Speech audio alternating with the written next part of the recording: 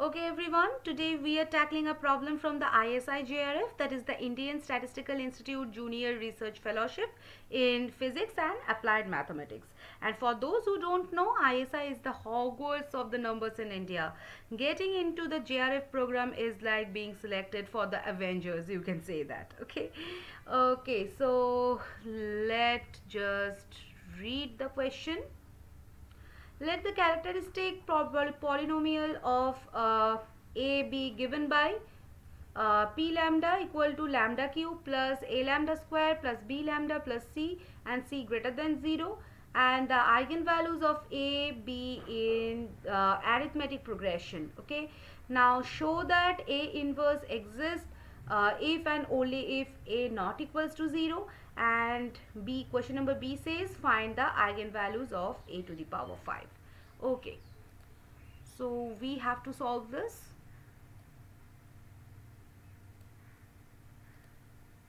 Okay, we have a matrix A, right, and with a characteristic polynomial p lambda equal to lambda cube plus a lambda square plus b lambda plus c. Now c greater than 0. Okay, that's our first rule, and the eigenvalues are in arithmetic progressions. Okay, now think of the eigenvalues like siblings. Okay, usually they are messy and don't get along, but here they are perfectly disciplined. They follow a sequence. So if the first one is alpha minus d and the next is alpha, then the third is alpha plus d. Okay, and they are basically a boy band. Now when you see a polynomial like p lambda equal to lambda to the power n plus a n minus 1 lambda to the power n minus 1 plus this goes to a0, you are not just looking at the numbers, you are looking at the DNA of the matrix. Now if I talk about the sum of the roots, then summation of lambda I equal to minus of a n minus 1, the coefficient of lambda square in our case. Okay, and if I talk about the product of the roots, the determinant, then summation of lambda I equal to minus 1 whole to the power n a0. Okay, and a matrix A is invertible if and only if its determinant is non-zero, and since the determinant is the product of the eigenvalues, A inverse exists if and only if 0 is not an eigenvalue. Okay, so let's define our eigenvalues as alpha minus d and alpha plus d. Okay, now according to the formula, the sum of the roots is minus a, so alpha minus d plus alpha plus d is equal to minus a. So here 3 alpha is equal to minus a, or alpha will be minus of a by 3, right? Now the product of the root is minus c.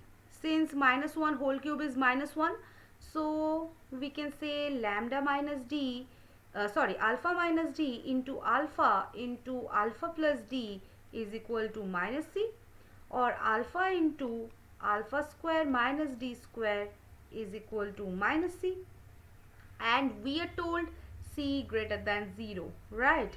So this means the product of the eigenvalues is not 0.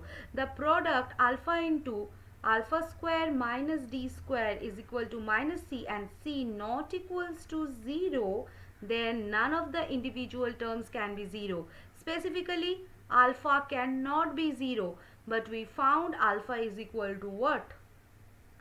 Minus of a by 3, right? And if a not equals to 0, then alpha is also not equals to 0, and if alpha is not equals to 0, does that mean the other two roots alpha minus d and alpha plus d are not 0? Wait, If one of the roots was 0, the whole product would be 0.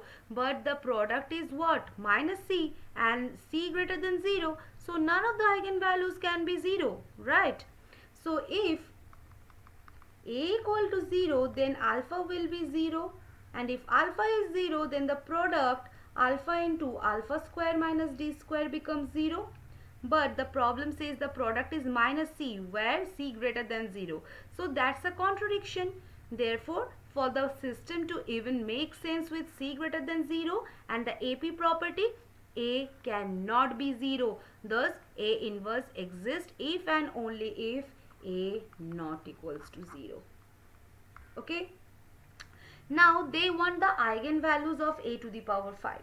Now if lambda is the eigenvalue of a, then lambda to the power k is the eigenvalue of a to the power k, right? It's like inheritance, okay, but without the legal fees. Now we already know our eigenvalues are what? Alpha minus d, alpha and alpha plus d, right? Now we know alpha is minus of a by 3. Now how do we find d? We go back to our product equation.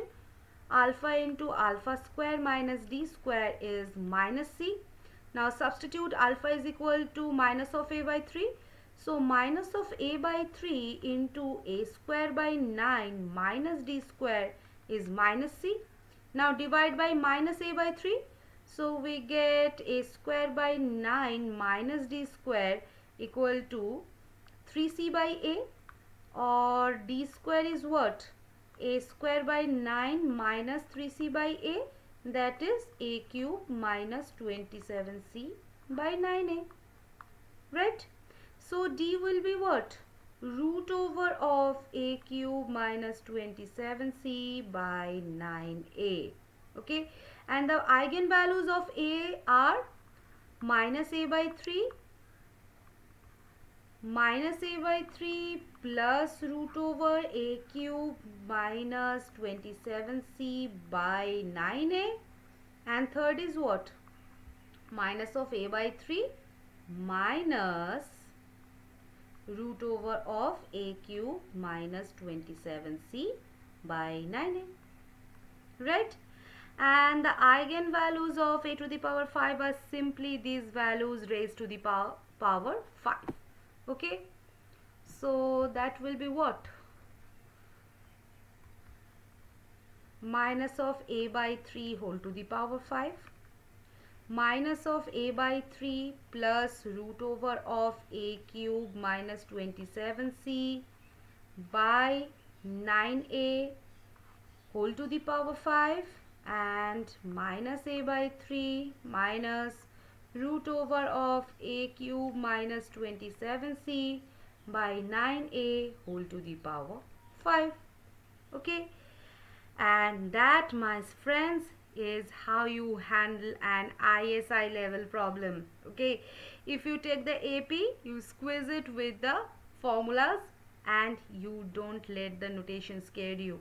Remember, in math as in life, if things are in progression, there are usually a shortcut. And now go out there and treat every matrix you meet with respect, okay? And it deserves, right? So we will meet at the next session with a new question of ISI JRF physics and applied mathematics.